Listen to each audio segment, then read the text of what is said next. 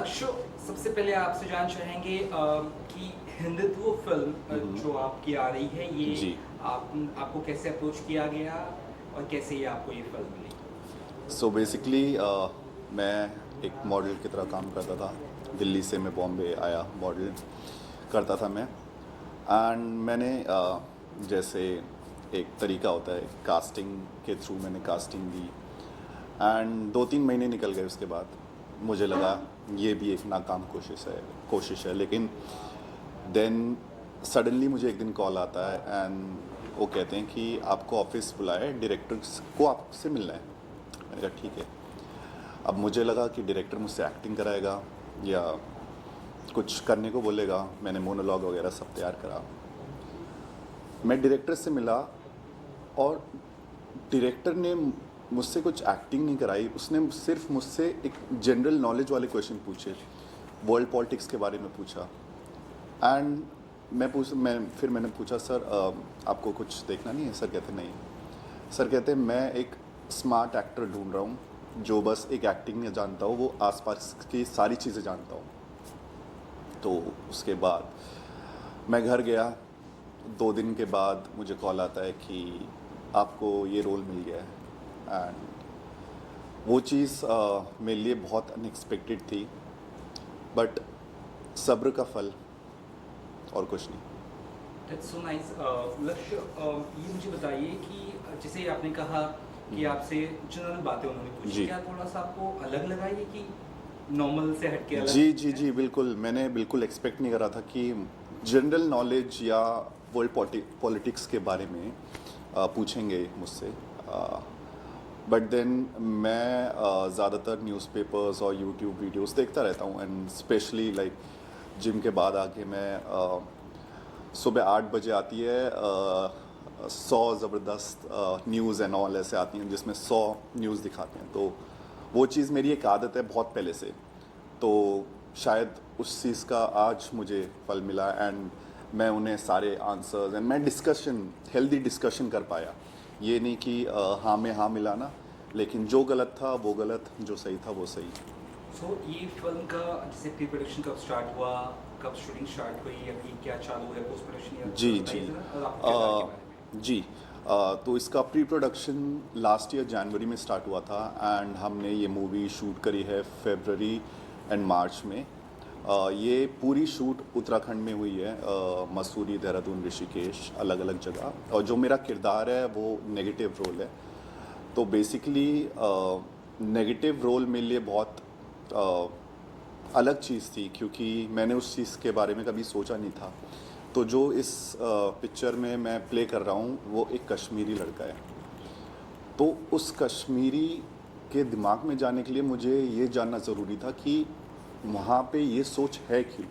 तो उसके लिए मुझे पहले पूरी हिस्ट्री पढ़नी पड़ी, सारी पार्टीशन से लेके अब तक क्या दिक्कतें हैं, क्या अलग अलग आइडियोलॉजीज़ है। तो जैसे जैसे मैंने पढ़ना शुरू करा और जैसे जैसे हमने शूट शुरू करा, एक टाइम पे ऐसा आ गया था जो हमारे मूवी के हीरो हैं आशीष शर्मा, जब वो स्माइल भी करते थे तो वो अंदर से मुझे खुंदस आती थी। मतलब वो चीज़ इतनी किरदार में मेरे अंदर बैठ गई थी। तो मैंने ये जाना कि जैसे जैसे मैंने उनकी लाइफ के बारे में पढ़ा अलग अलग, क्योंकि हर इंसान की अलग स्टोरी होती है, सबकी अपनी स्टोरी होती है। तो मैंने कश्मीरी जो लोग हैं वहाँ की स्टोरीज़ पढ़ी, उनके बारे में जाना, उनकी प्रॉब्लम्स जानी, उनकी ये जाना कि वो क्यों अलग अलग जो भी चीज़ें होती हैं कश्मीर में वो क्यों होती हैं। तो हर इंसान के कुछ ना कुछ करने के पीछे एक रीज़न होता है। तो जब मुझे एक रीज़न मिला तो वो मेरे कैरेक्टर में काफ़ी हेल्प करा।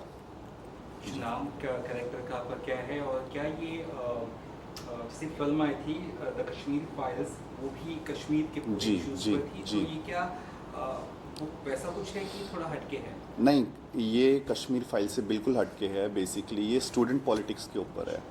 और हिंदुत्व एक एक रिलीजियस चीज़ नहीं, हिंदुत्व एक जीने का तरीका है। बेसिकली अगर आप इसके बारे में पढ़ो तो ये एक जीने का तरीका है। ये किसी भी रिलीजन को एक पर्टिकुलर रिलीजन से नहीं जुड़ा। जैसे कि हिंदुत्व में योगा भी आता है, लेकिन आज के टाइम में पूरी दुनिया योगा करती है। तो ये इस चीज़ का कोई रिलीजन, ये एक जीने का तरीका है। और बेसिकली हमारी मूवी में ये दिखाया गया है कि सारे रिलीजन की एक ही जड़ होती है, वो है ह्यूमैनिटी, इंसानियत। तो आखिरी में हमारी मूवी में ये दिखाया है कि इंसानियत ही जड़ है जिससे सारे रिलीजन निकले।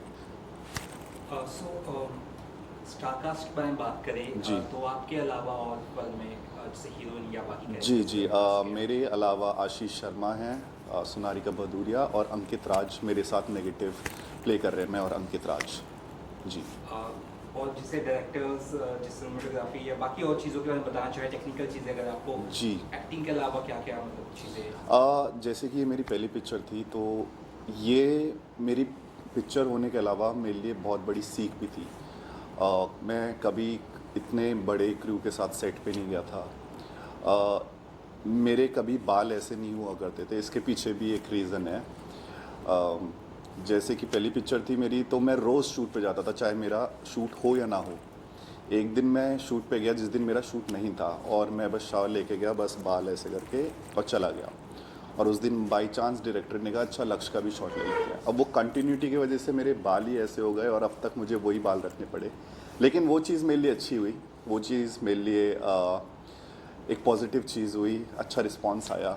तो उसके अलावा काफ़ी चीज़ें, कैमरे के पीछे क्या होता है, मतलब जो हमें एक स्क्रीन पे दिखती है उसके पीछे कितनी बड़ी दुनिया है, वो जानने को मिला। सो ये जानना चाहूँगा कि एज ए हीरो नहीं बल्कि एक नेगेटिव शेड का रोल जी। है, तो ये नॉर्मल रोल से थोड़ा डिफरेंट आपको लग रहा है कि कैसा? नहीं, देखिए, अगर आप देखें चाहे नेगेटिव हो या पॉजिटिव हो, अगर आप नेगेटिव कोई भी रोल देखें या कोई भी इंसान उठा के देखें, आप कोई भी गैंगस्टर उठा के देखें, उसकी ज़िंदगी में एक ऐसी चीज़ होती है जो उसे उस रास्ते पे पहुंचा देती है। तो हर चीज़ का एक रीज़न होता है, बिना रीज़न के कुछ शायद चीज़ होती नहीं है। So, तो जी किसी से इंस्पिरेशन लिया आपने इस रोल के लिए कि जस्ट आपने किताबें पढ़ी और चीज़ें नहीं, जानी पड़ी history? मुझे लगा अगर मैं इंस्पायर होऊंगा या मैं किसी को देखूंगा तो वो एक शायद कॉपी हो जाएगा या कुछ ना कुछ उसकी चीज़ आ जाएगी। मुझे ये रोल करने के लिए ये जानना ज़रूरी था कि अगर मैं कश्मीरी लड़का होता तो मैं कैसे रिएक्ट करता, तो मैं कैसा होता। तो उस चीज़ को जानने के लिए उनकी ज़िंदगी जानना ज़रूरी था। तो मेरा एक दोस्त भी है दिल्ली में कश्मीरी, तो मैं उसके साथ रहा, मैंने उसकी लैंग्वेज सीखने की कोशिश करी थोड़ी बहुत, जो मैंने मूवी में ट्राई करी है। उसकी स्टोरी जानी, उसके घर वालों की स्टोरी जानी, उसके अलावा मैंने डॉक्यूमेंट्रीज़ देखी, पार्टीशन की बुक्स पढ़ी। तो अलग अलग जगह, हर जगह अलग पॉइंट्स होते हैं, लेकिन जितना भी मैं बटोर सका मैंने बटोरा। सो आपके स्टारकास्ट और डायरेक्टर के साथ किस तरह से बॉन्ड रहा या क्या कुछ यादें अगर आपको याद जी है जी shooting के बिल्कुल। दौरान? मैं ये कहूँगा कि मैं शायद ब्लेस्ड हूँ कि मेरे पहले डायरेक्टर इतने सपोर्टिव और फ्रेंडली नेचर के थे कि अगर मैं कुछ उन्हें सजेस्ट करता था तो वो ओपनली एक्सेप्ट करते थे। उन्हें ये नहीं लगता था कि अरे ये नया लड़का है, मुझे क्या सिखा रहा है। बट ऐसा शायद ही कोई होता है कि जो इतने बड़े, जो इतने सीनियर है इंडस्ट्री में, उनसे मैं कुछ कहता था सर ये नहीं, ये ट्राई करते हैं, और वो ओपनली कहते थे हाँ ठीक है ये ट्राई करते हैं। और आज तक भी, मतलब अभी हमारी मूवी कुछ टाइम में रिलीज़ होने वाली है। वो हो पहले जाती, लेकिन लॉकडाउन की वजह से वो चीज़ आगे बढ़ती रही, क्योंकि सर चाहते थे कि इस चीज़ को हम थिएटर में लाएं जिससे एक वास्ट ऑडियंस को हिंदुत्व का असली मतलब पता चले। तो अब भी मैं कई बार सर से जनरल डिस्कशन कर लेता हूँ किसी भी बारे में, हिंदुत्व ही नहीं, अपने करियर के बारे में भी, तो काफ़ी सपोर्टिव है। इवन आशीष शर्मा जो हैं वो टीवी में काफ़ी बड़े एक्टर रह चुके हैं। सो उनसे भी अगर मतलब कोई शॉट होता था और मैं सोचता था कि मैं उन्हें भैया कहता था भैया ऐसे नहीं, ऐसे कर लेते हैं, तो वो बहुत सपोर्टिव थे हर चीज़ में। एंड ऑफ कोर्स अब एक्टिंग में सबसे बड़ी बात होती है, अगर दूसरा इंसान भी उस सीन में इतना इन्वॉल्व हो जितना आप इन्वॉल्व हो तो आपके लिए बेटर हो जाता है। अगर मैं पूरी अपनी फोर्स और एनर्जी के साथ एक्ट कर रहा हूँ, दूसरा वाला डल है, तो मेरे उसमें भी डल ही आएगा। लेकिन जब इक्वल एनर्जी होती है तो वो अपने आप सीन बन जाता है। तो उस चीज़ से मुझे बहुत हेल्प मिली। सो इस फिल्म को जैसे पोस्ट प्रोडक्शन में है, जैसे आपने कहा, तो जी। रिलीज किस तरह से प्लान करें, कब तक हो सकता है, ये इस बारे में कुछ? रिलीज़ आप कह सकते हैं एंड ऑफ जुलाई और अगस्त स्टार्टिंग में हमारा प्लान है। और बाकी ये भी हो सकता है कि कुछ दिनों में हमें ट्रेलर देखने को मिल जाए, क्योंकि अभी जैसे मैंने बताया लॉकडाउन की वजह से बहुत सारी डेट्स आगे करनी पड़ी। उसके बाद इतनी सारी मूवीज़ जो ऑलरेडी पैक्ड थी उन सब की डेट्स सब कुछ चेक करना पड़ा। तो अभी हम एक राइट टाइम पे चाह रहे हैं कि रिलीज़ हो, जिससे ज़्यादा से ज़्यादा ऑडियंस देख सके, ज़्यादा से ज़्यादा लोगों के पास पहुंच सके। So you're properly planning theatrical routes, right? Yes yes, just the theatre. इसलिए ही हमें इतना टाइम लगा, अगर OTT पे होता तो वो शायद बहुत पहले आ चुकी होती। ओके जी। इसके अलावा जानना चाहेंगे इतना आसान नहीं होता है गेटिंग ए मेन लीड। जी। आपके ही इंटरव्यूज में हमने जी, पढ़ा था। जी। तो कुछ अगर इंसिडेंट रिवील करना चाहेंगे, बताना चाहेंगे हाउ इजी और difficult it is get a big role और लीड रोल। मैं ये मानता हूँ कि ये चीज़ें हर जगह होती है। लोग कहते हैं कि नेपोटिज्म है, लोग कहते हैं ये है वो है।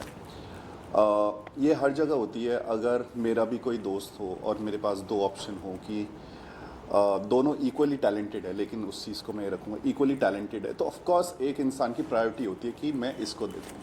तो ऐसे बहुत बार हुआ है, लेकिन इस चीज़ से मुझे कभी बुरा नहीं लगा, क्योंकि मैं अपने माइंड में बहुत पॉजिटिव हूँ। मैं हर रिजेक्शन को एज अ फ्यूल लेता हूँ। मेरी लाइफ में हमेशा ऐसा हुआ है कि जहाँ से मुझे रिजेक्शन मिली है ना, वहाँ से मुझे खुद कॉल आया उसके बाद, और वो डबल जो जॉब मुझे मिल रही थी उससे डबल हुआ है। तो जैसे कि मैं एक एग्जांपल आपको देना चाहूँगा कि जब मैं स्कूल टाइम में था तो मैंने एक छोटे से पेजेंट से स्टार्ट करा था 11th क्लास में। जैसे मिस्टर दिल्ली ऐसे होता था। तो मैं वहाँ गया, मैंने 15 दिन जी जान से मेहनत करी और मैं टॉप 50 में भी नहीं आया, कुछ नहीं आया मेरा। 2 साल मैंने काम करा, 2 साल में मैंने मिस्टर इंडिया क्रैक करा। मिस्टर इंडिया में मैं सबसे छोटे उम्र का मिस्टर इंडिया रह चुका हूँ। 19 साल की उम्र में मैंने मिस्टर ग्रैंड इंटरनेशनल में अपने भारत को रिप्रेजेंट करा था, और उसी मिस्टर दिल्ली, उसी पेजेंट ने मुझे एज अ जज बुलाया। तो ये ऐसी कई स्टोरीज हो चुकी है। तो मेरे साथ कभी भी ये होता है ना, तो मैं इस चीज़ को ये नहीं लेता कि यार क्या हो गया, मैं इस चीज़ को लेता हूँ अच्छा आज रिजेक्ट हुआ हूँ, कल ये मुझे खुद बुलाएंगे। तो ये चीज़ कभी नहीं रही। वैसे हाँ, कई बार ऐसा हुआ है कि मुझे मिलते मिलते रोल किसी और को प्रायोरिटाइज करके मिल गया हो, लेकिन ठीक है, जिसकी किस्मत में जो है वो छीन नहीं सकता।